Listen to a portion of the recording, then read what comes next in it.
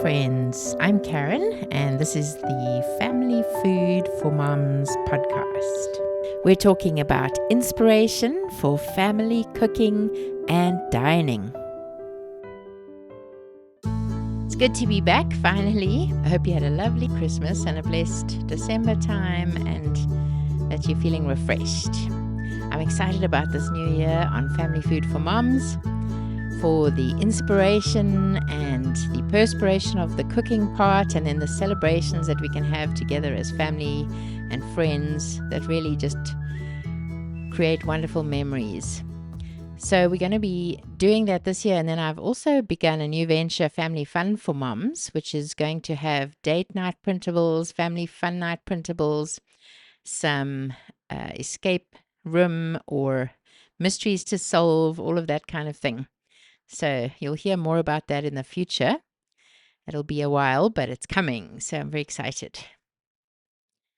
Today, to continue the series of comfort foods, we've done French and Italian comfort foods.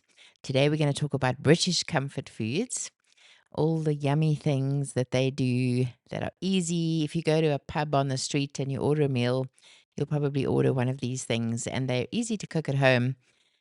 And they're hearty, they help in the winter. In Britain, you have a lot of rainy days.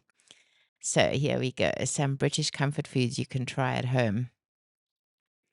So the classic shepherd's pie or cottage pie. Shepherd's pie is made with lamb and cottage pie with beef. And you'd basically cook the lamb or the beef mince and with some gravy, and then you top with mashed potatoes. You can add vegetables like carrots or peas. And then you can also do the mince with a tomatoey flavor rather.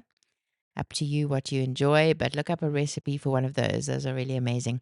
They're cozy, filling, and they're very easy. You basically make your mince taste good, your meat, and then you add the vegetables and the topping as a mash. It's also great for leftovers. Then bangers and mash, sausages with mashed potato and onion gravy. So very simple ingredients, but they work very well with any good quality sausages. You can buy bangers, pork bangers. If you like chicken, you get chicken sausages these days, beef. So you cook up your sausages. It's a good idea to put a good golden color on them. So with a hot pan, and then maybe baste them with a bit of barbecue sauce or whatever kind of sauce you enjoy. And there you have your sausages. And then make your mashed potatoes. You can even just do baked whole potatoes. If it's easier for you, just do them in the oven with some olive oil and salt, or butter and salt. And then your baked potatoes, you can smash them a little bit with a potato masher and put your sausages on top. And then your onion gravy. You can look up a recipe for that. You basically cook up your onions, add some stock and a bit of thickener and salt. Then the well-known fish and chips. Fish and chips you can buy in many places in England. Fried fish usually with the greasy chips. In South Africa, they call them slap chips. And in Europe, they call them friet, I think. Those would be a much thinner version. So everybody has their own special kind of chips. So in Britain, it would be kind of oily chips, quite thick. And you can do whatever you like at home. The easiest way is to buy chips from a grocery store. You can get French fries or crinkle cut chips or any kind of oven chips and bake them in the oven till they're nice and crispy with some good seasonings on, like paprika, onion powder, oregano, and salt. So then your fish, you can batter it if you'd like to, but that's quite a big process, a big effort. I prefer to just do the fish without the batter and put it in the oven. So we'd put the fish in a baking dish or a glass dish, and then I would add quite a bit of salt, a little bit of onion powder, maybe some paprika, some thyme, squeeze lots of lemon juice over the top, add a little bit of butter and a little bit of olive oil or one of the two, and some cracked pepper, and then maybe a little bit of almond flour sprinkled on top. All those things add to the flavor of the fish. Make sure you flavor it really well, and then you just bake it for, say, 15 minutes in the oven. You can get creative and make a tartar sauce. Look up a recipe for that. It's quite easy.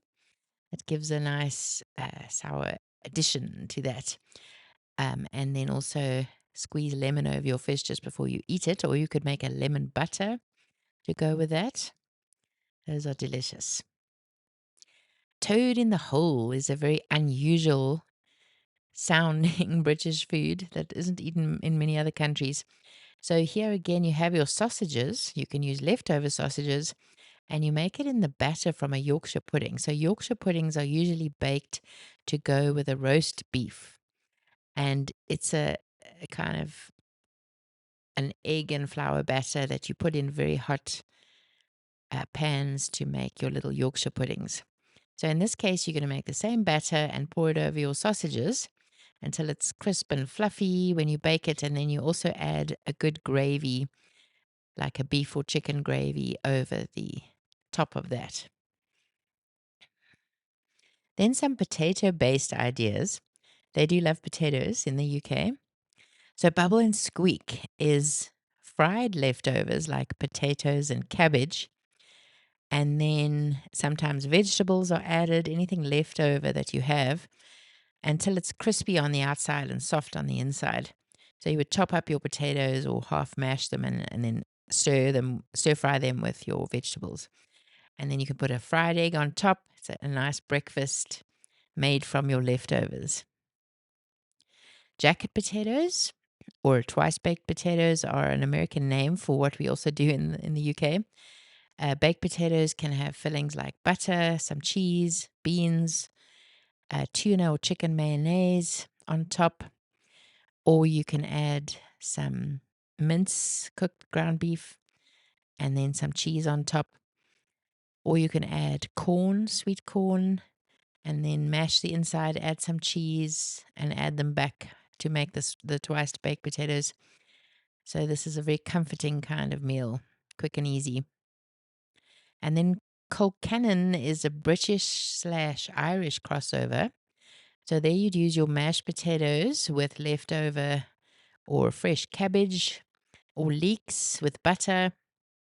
And this is a great side dish alongside sausages, or you can get a big ham and slice it. It's a quick and easy comfort food. Some ideal one-pot meals or stews for cold days. A beef stew, simple beef stew, or a lamb stew using slow-cooked beef, using carrots, onions, and potatoes with some broth, and then cooking it slowly for that deep flavor and minimal effort. So you would just brown and season your meat, and then you would add your vegetables and a little bit of broth at the bottom and leave it for 4 hours on high or 6 to 8 hours on low, and it'll be great and tender. You can also do a stew in a cast iron pot in the oven. That also does it really well at a low temperature, or 320 Fahrenheit. Then definitely look up a recipe for Lancashire hot pot. So this would be lamb and onions topped with sliced potatoes and then baked low and slow until they're golden and tender. Also works well in the oven in a cast iron pot or in your crock pot. And then a chicken and leek pie or casserole. So creamy chicken with a creamy type of gravy that uses broth and cream or milk, and that's thickened, and then some vegetables like the leeks. It's very comforting. You can make it with or without your pastry. It would be a pie if you put the pastry on top and bake it. Then some quick comfort foods that you can do for breakfast or lunch that are very British. A cheese toastie, so cheddar cheese on buttered bread and then grilled or fried in the pan, often served with tomato soup. Beans on toast is very British. Baked beans in a tin, and then toast your bread, put butter on, and add your baked beans on top, maybe a bit of salt. Surprisingly satisfying and not gross at all. It actually tastes really good. Tomatoey flavor. And then sausage rolls. Sausage rolls are sausage meat that's flavored and wrapped up in puff pastry and baked. Store-bought pastry makes it easy, or you can buy ready-made sausage rolls and bake them in the oven. Nice, easy snack. Some British desserts: apple crumble, apples tossed with buttery crumbs, and then served warm with some custard or some cream. Very easy to make at home. So it's easier than an apple pie because you don't have to make the pastry. The crumble would be made from a combination of butter and sugar and flour. Then you would season your apples with some cinnamon, a little bit of salt, and some sugar. Leave them to soak and then cook them. And then you would add the crumble on top and bake it in the oven. Sticky toffee pudding is a date sponge cake with a hot toffee sauce, a very beloved British dessert. Bread and butter pudding uses any stale leftover bread with a bit of milk, eggs, and spices, and then baked in the oven like a delicious custardy, bready dessert. Very, very distinctive. And of course, afternoon tea and cake is very British. A light Victoria sponge. You don't need to make a frosting. You just bake the cake and then have it with jam and cream. Very simple and comforting. And the British love to use gravy everywhere on everything, whether it's meat or pie or all of those. It's just a rich, nutritious gravy that they add. And then they use custard on their desserts instead of ice cream. Homemade custard is fabulous. Should also look up a recipe for that. So, just some ideas for British comfort foods that you can try at home. Easy to find recipes online, but sometimes we need the ideas. So, see which one sounds appealing to you, whether it's for breakfast or lunch or a dinner for your family, and try it. And I hope it's a success. Thanks for listening. I'll see you next time.